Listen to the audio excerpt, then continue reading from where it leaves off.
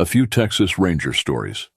Coronado, a servant of the King of Spain, in the early 1540s, traveled across Texas and the Southwest, planted a flag now and then, and declared, "This belongs to the King of Spain." What kind of arrogance is this? The King of Spain was a little g god. Texas and the Southwest remained empty for the next 300 years after Coronado, except for parts of California. In 1821, 300 years later, Mexico declared its independence from Spain and kept the territories wherever the flag was planted 300 years before. The Emperor of Mexico, Santa Anna, was a little g god. Everyone has heard of the Alamo, 130 against 3,000 Mexican soldiers. All but the women and a black slave of Jim Bowie were killed there. And Moses Rose, a Jew, climbed the wall of the Alamo one night. He was not a coward. He was just not ready to die, according to the book Famous Jewish Texans. Then at Goliad, the few hundred white Texans fought the same Mexican army. Some surrendered, and those were taken into the woods and shot, 100% of them, enemies of the state, executed by the Mexicans. And Sam Houston, with a few hundred white men, faced the same Mexican army under the god Santa Anna, after the Alamo and Goliad massacres, defeated them, then declared their independence from Mexico in 1836, the same year as the Alamo and Goliad. In 1845, Texas became a state in the United States. Then again in 1847, Mexico, under the dictatorship of Santa Anna, the man-god, invaded Texas again. Below will tell you more history of Texas, and also some stories associated with results of that invasion, and some Texas Ranger stories. Mexico took a type of census in 1828, and there were 3,500 Spanish surnames in the whole of the Texas territory, in 3 small settlements. The first white child was born in Texas in 1826. Grandmother Sarah Graves was one of them. No Mexican wanted to live in Texas, because the Comanche tribe of Indians were perhaps the most fierce of all Indians in the Americas. They had conquered the Apaches, who once ruled in Texas, because they had mastered the horse as a hunting tool and as a weapon of war. They could put the mane of the horse in their teeth, stick a foot in the rump of the horse, and shoot arrows from under the horse, protecting themselves with the body of the horse. At that time they were, perhaps, the best horsemen in North America. By 1836, the year of the Alamo, back in the bad old days, when Texas was all white, 40,000 whites had entered Texas, mostly from the United States. Add the 3,500 Spanish surnames to that for a racial look into Texas, 1836. There were a few African slaves bought into Texas, most whites, and their children worked the farms. They were mostly frontiersmen and women, and were used to fighting Indians. The Comanche Indians raided white settlements, took what they wanted, including white women and children, took them as slaves. This did not last long. White men formed into rangers, hunted down the raiders, if it took a day or 6 months, and when they found them, recovered goods and people, killed 100% of the Comanche, left them for wild animal feed. The frontier of East Texas was safe for white people from Comanche raids in 15 years. Each ranger had 2 5-shooters, a shotgun, a rifle, 2 butcher knives in the belt. Each ranger was like 10 warriors or more, with musket rifles. It took 30 seconds to reload them. Comanche were armed with spears with arrows, with sharp rock points. I had 4 grandfathers who were rangers in East Texas, 1840 through 1848.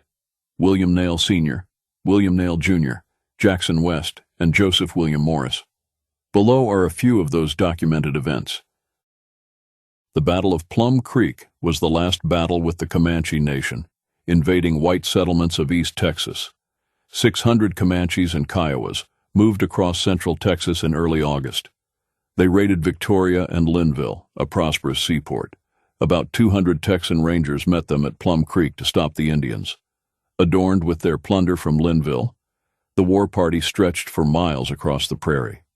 The Battle of Plum Creek, August 12, 1840, began on Comanche Flats and proceeded to Kelly Springs, with skirmishes as far as present San Marcos and Kyle. Casualties were light while the Indians lost over 80 chiefs and warriors. Much of the plunder taken at Victoria and Linville was recovered by the Texans. The Texans lost 1 man and had 7 wounded. This battle ended the Comanche penetration of settled portions of Texas. Grandfather William Nail Sr. was with this group of men. He was made scout of the 200 Texas Rangers. He had the fastest horse. The state of Texas awarded him land in Panola County, Texas, for this service, for Texas and Texans, present and the future. 7 years later, the American-Mexican War was 1847 to 1848. Texas became a nation 1836 to 1845, then in 1845 became a state of the United States. Santa Anna, who saw himself as a man-god, who surrendered to Sam Houston in 1836, was not an honorable man, and he with his large army invaded Texas again in 1847, in effect saying, "I changed my mind since when I surrendered to you in 1836. Texas is mine, not yours." The Texans and the United States disagreed and sent an American army to Texas under General Scott, who later became a Union general in the Civil War, the war between the states. Santa Anna must have had an ego the size of Texas to do such a stupid thing as invade Texas again. He was a god in Mexico, but soon found out, not in Texas. The following comes from the book Lone Star by Fehrenbach, 1983 edition.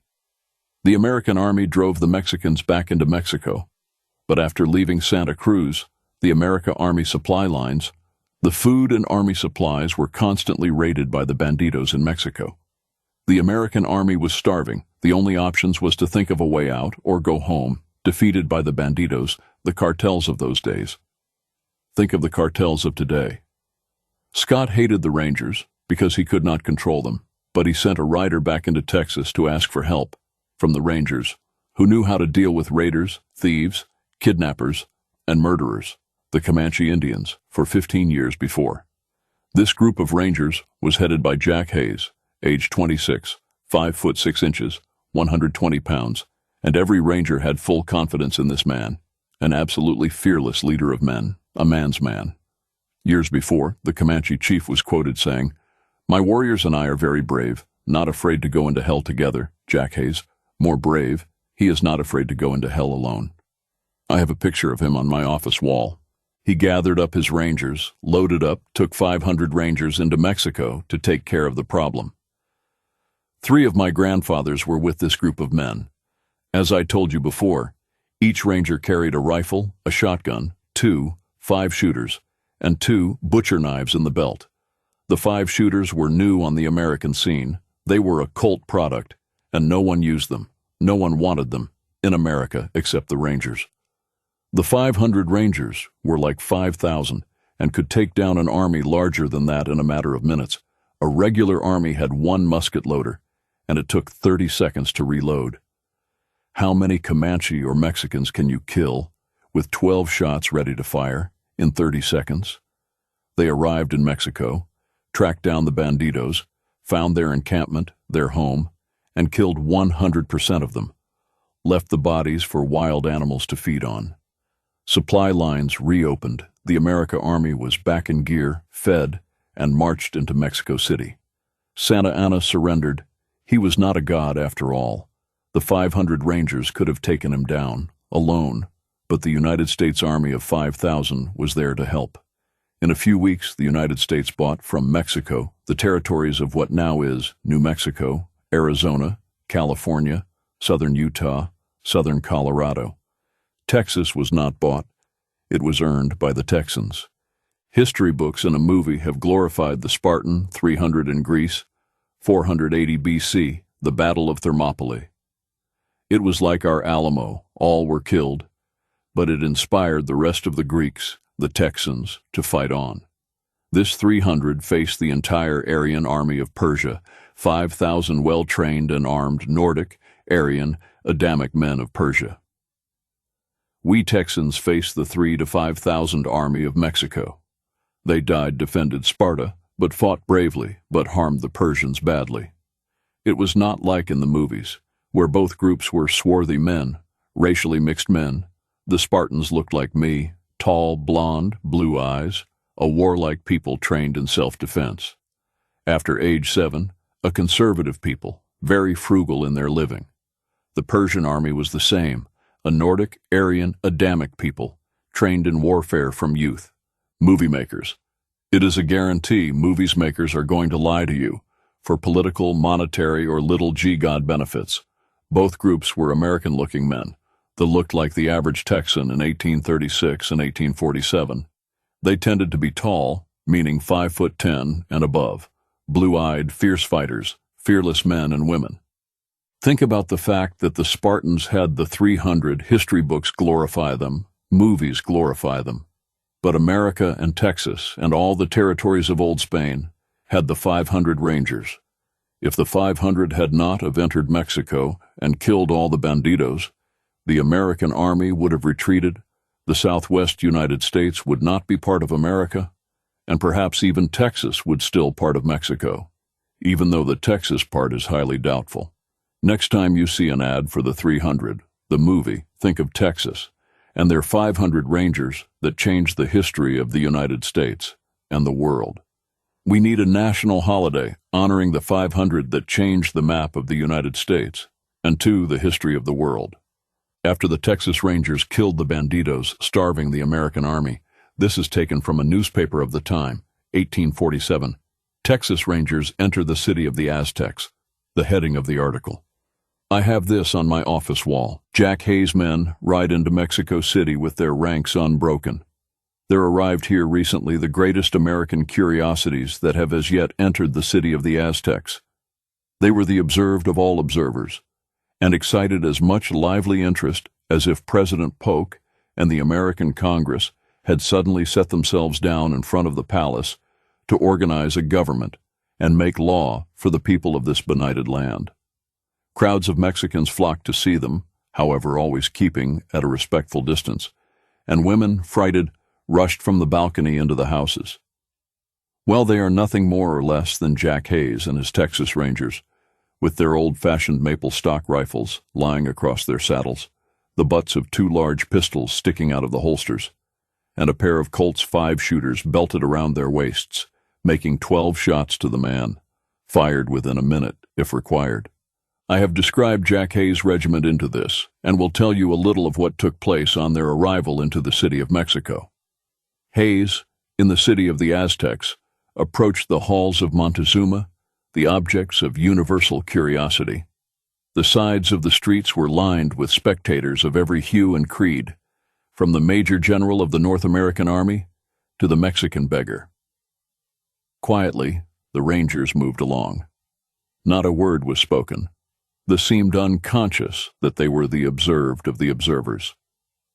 The trees in their own native forests would have attracted as much attention as they seemed to bestow upon anything around them. They seemed to say, "We have seen men, and been in cities before. It is said that a real gentleman is as much at home in one place as in another." They bear dance and they hoe down as well as in the king's palace. In each, they acted their part well. After entering the city, they had proceeded some distance without being molested. But the temptation length became too great for a Mexican to withstand, and standing on the sidewalk, threw a stone at the head of one of the Rangers.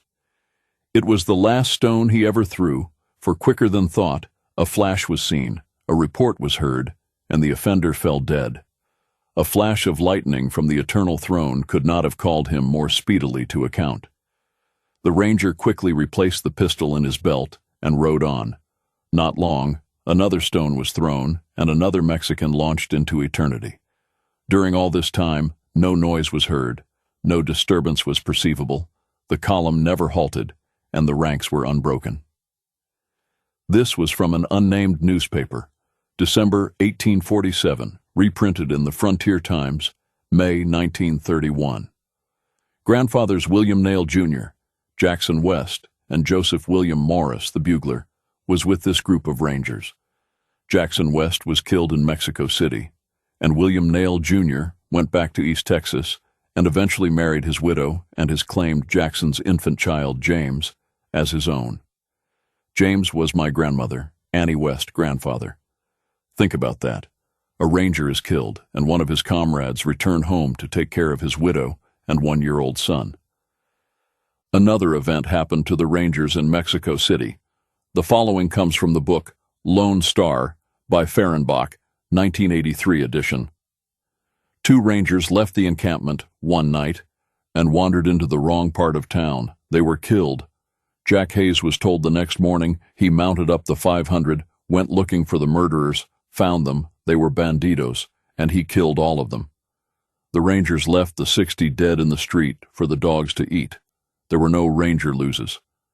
General Scott of the American Army was told about it. He called in Jack Hayes and pitched a fit about the Rangers killing Mexicans without him being consulted. Jack Hayes told him, "No one will lay a hand on one of my Rangers, harm him, and live to tell about it." End of conversation.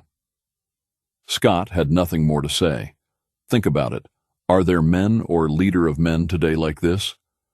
Lay a hand on one of my men, and you will not live to tell about it.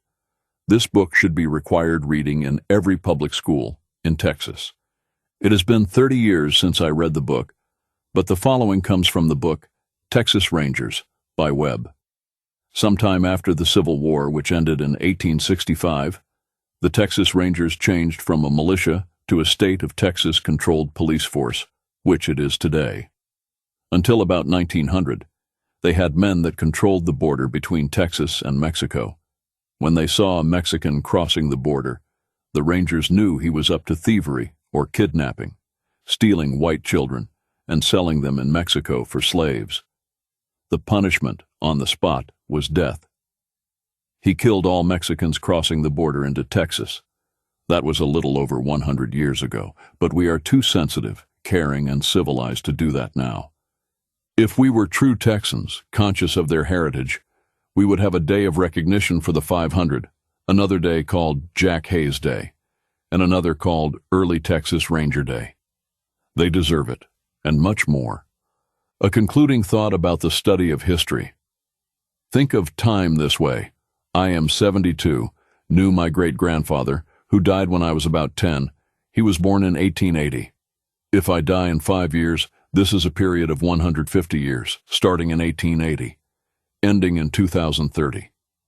It is a period of time where 2 people knew each other on this earth, in flesh.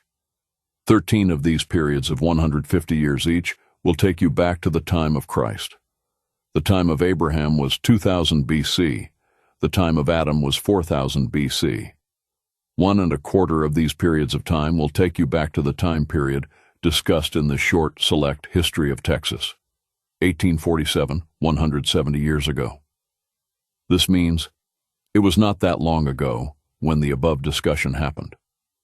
And the time of Christ was not that long ago either. In increments of 150 years each, Inner Africa was Stone Age just 200 years ago. I have a YouTube message about what those European explorers witnessed.